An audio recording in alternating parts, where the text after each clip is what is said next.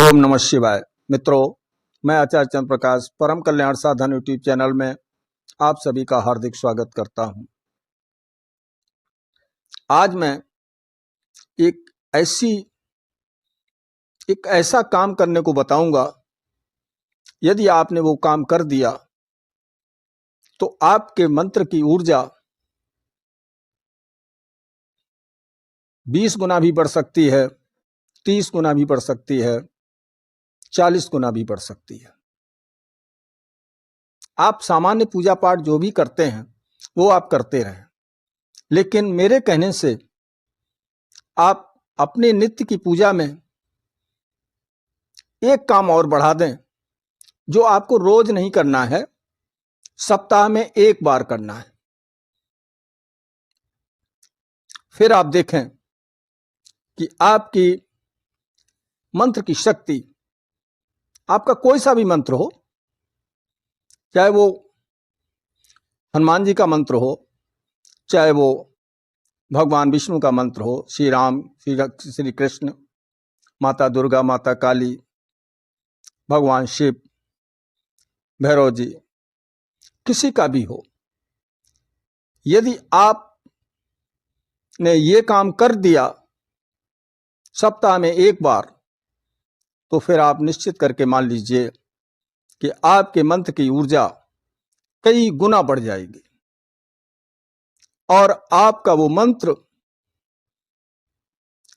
आपको कहां से कहां तक ले जा सकता है, ये कहना बहुत मुश्किल है। आपको क्या अनुभव होंगे, ये तो आप करने के बाद भी जान पाएंगे। तो आइए शुरू करते हैं। आपको देखिए, एक मंत्र होता है, एक मंत्र का देवता होता है।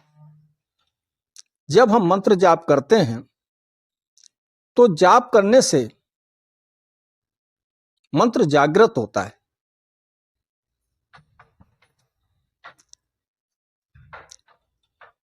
और जब हम जो काम बताने जा रहे हैं आप उसे करते हैं तो मंत्र में प्राण पड़ते हैं, ऊर्जा बढ़ती है मंत्र की। करना क्या है आपको मैं बताऊंगा, आप साथ रहिए और बहुत सरल तरीके से बताऊंगा। हर देवता का हमारे धर्मशास्त्रों में एक दिन निश्चित किया गया है। मान लीजिए आप भगवान शिव की पूजा करते हैं, उनके मंत्र का जाप करते हैं, जैसे ओम नमः शिवाय मंत्र का जाप करते हैं, तो इस मंत्र के देवता कौन है? भगवान शिव। ओम हंग हनुमते नमः मंत्र का जाप करते हैं तो इसके देवता कौन है? इसके देवता हैं श्री हनुमान जी। ऐसे ही ओम ऐम ह्रीम क्लीम चामुंडाय विच्चे नमः, या नमा सब तो नहीं आता, ओम ऐम ह्रीम क्लीम चामुंडाय विच्चे, ये मंत्र है, नवार्ण मंत्र है। इसके देवता कौन है? इसके देवता हैं 3 महाशक्तियां, महासरस्वती, महालक्ष्मी और महाकाली। ठीक है। तो ऐसे ही गायत्री मंत्र है, तो गायत्री मंत्र है ओम भूर्भुवस्व तत्सवितुर्वरेण्यम भर्गो देवस्य धीमहि धियो यो नः प्रचोदयात्। इस मंत्र के देवता हैं भगवान सूर्य, सविता देवता हैं। तो जब हम मंत्र का लगातार जाप करते हैं, तो मंत्र में प्राणों का संचार होता है। मंत्र दिन पर दिन शक्तिशाली होता जाता है और जब हम उसके नाम की उस देवता को आहुति देते हैं तो मंत्र की ऊर्जा एकदम जागृत हो जाती है। आपने देखा होगा कि किसी तांत्रिक का मंत्र 2 बार पढ़ा, 3 बार पढ़ा और काम कर गया। किसी ने उसी मंत्र को 10 बार पढ़ा, नहीं काम हुआ। कारण कि मंत्र जागृत नहीं है। मंत्र को जगाना पड़ता है, मंत्र के देवता की शक्ति को जगाना पड़ता है। तो यदि आप ऐसा कर लेते हैं तो निश्चित करके मानिए कि आपका मंत्र तीव्र गति से काम करेगा। आप पूरा मंत्र भी नहीं बोल पाएंगे तब तक तो जो काम आप करने जा रहे हैं वो हो जाएगा। तो आपको करना क्या है, आप आम की समिधाएं जानते हैं, सूखी लकड़ियां आम की कुछ ले लें, उन्हें प्रज्वलित कर लें। आप अपने आसन पर बैठ जाएं, आपको भोग देना है। थोड़ी सी सामग्री ले लें, थोड़ी सी, और लौंगे पर्याप्त मात्रा में ले लें, क्योंकि आपको उन लौंग का ही पहले भोग देना है, उसी से हवन करना है। तो जो लौंग लेंगे तो 2 लौंग एक साथ लेनी है। उसमें जो फूल होता है देख लें वो टूटा हुआ ना हो, फूल सहित हो। घी में डुबोना है, आहुति दे देनी है, जलती हुई अग्नि में आहुति देनी है। क्रम क्या रहेगा, करेंगे कैसे, इसे आप अच्छी तरीके से समझ लीजिए। सबसे पहले गणेश स्मरण किया जाता है किसी काम को करने से पहले। तो सबसे पहले आप गणेश जी के नाम की 2 लौंग लेंगे, उन्हें घी में डुबोएंगे और प्रज्वलित अग्नि में स्वाहा कहते हुए छोड़ देंगे। जैसे ओम गंग गणपते नमः स्वाहा, ओम गंग गणपते नमः स्वाहा।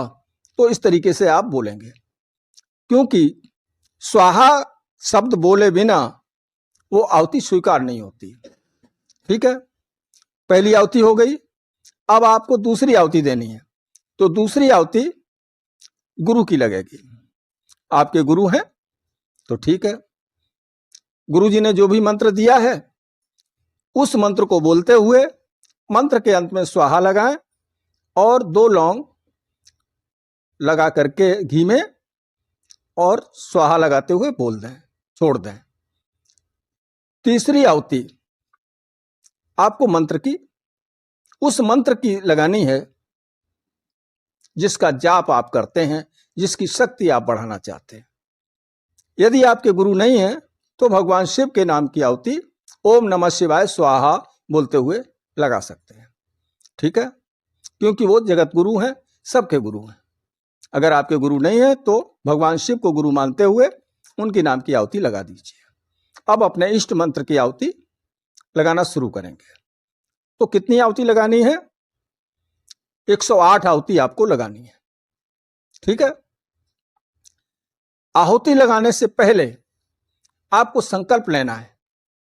अपने नाम, पिता का नाम, क्षेत्र का नाम, देश का नाम उच्चारण करते हुए ये बोलना है कि मैं अपने मंत्र की शक्ति के जागरण के लिए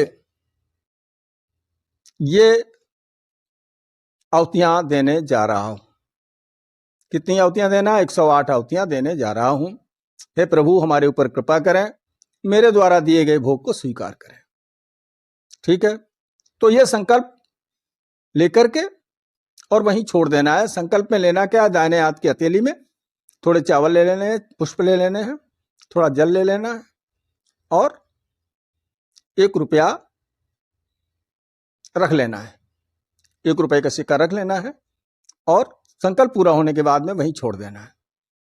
ठीक है, अब एक बात रह गई। वो बात क्या है कि ये करना कब है। ये करना है उस समय, जैसे आप भगवान शिव की पूजा करते हैं तो उनका एक दिन होता है, उस दिन उस देवता की शक्ति जागृत रहती है। जागृत तो सभी दिन रहती है, लेकिन उस दिन विशेष कृपा होती है। तो उनका भगवान शिव का दिन है सोमवार, तो ये काम आप सोमवार को करेंगे। हनुमान जी के पूजा करने वाले हैं तो आप इस काम को मंगलवार को करेंगे। बुधवार को और बृहस्पतिवार को भगवान नारायण के मंत्रों का जाप आप करेंगे, करते हैं तो आप ऐसा कर सकते हैं। शुक्रवार देवी का है दिन, किसी भी देवी के लिए शुक्रवार को उनके मंत्र की आहुतियां दी जा सकती हैं। ठीक है। अब इसके बाद शनिवार को हनुमान जी की भी आहुतियां लगती हैं, दी जा सकती हैं, और शनि और माता काली, इन सभी की आहुतियां, इनके मंत्रों की आहुतियां आप लगा सकते हैं। ठीक है। कॉन्सेप्ट क्लियर हुआ? आशा करता हूं कि जो भी बात मैं बताने जा रहा था वो आपकी समझ में आ गई। ऐसा करने से, मंत्र को भोग देने से आपका मंत्र इतना जागृत होगा कि आप करने के बाद में देखेंगे आपको कैसे विचित्र अनुभव होते हैं। मंत्र के देवता के दर्शन आपको स्वप्न में अवश्य होते हैं। आपका मंत्र तीव्र गति से काम करता है, घर में सारी व्याध बाधाएं हैं वो नष्ट हो जाती हैं, और आपके चारों तरफ उस मंत्र के देवता का सुरक्षा चक्र घूमने लगता है, जिससे कोई भी नकारात्मक शक्ति यदि घर में है तो आहुति देते समय वो घर छोड़ के चली जाएगी और फिर नहीं प्रवेश कर पाएगी, क्योंकि यदि आप अपना नियम बना लेते हैं तो छोटी मोटी नकारात्मक शक्तियां तो ऐसे ही भाग जाती हैं, एक दो बार के हवन करने से ही।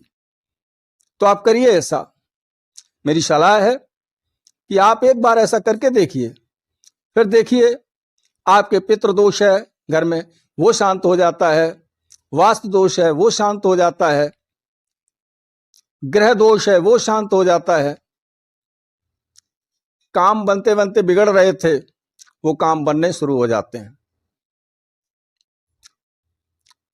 आपकी मनोकामनाओं की जो भी आपकी इच्छाएं हैं वो आपकी पूरी होना शुरू हो जाती हैं।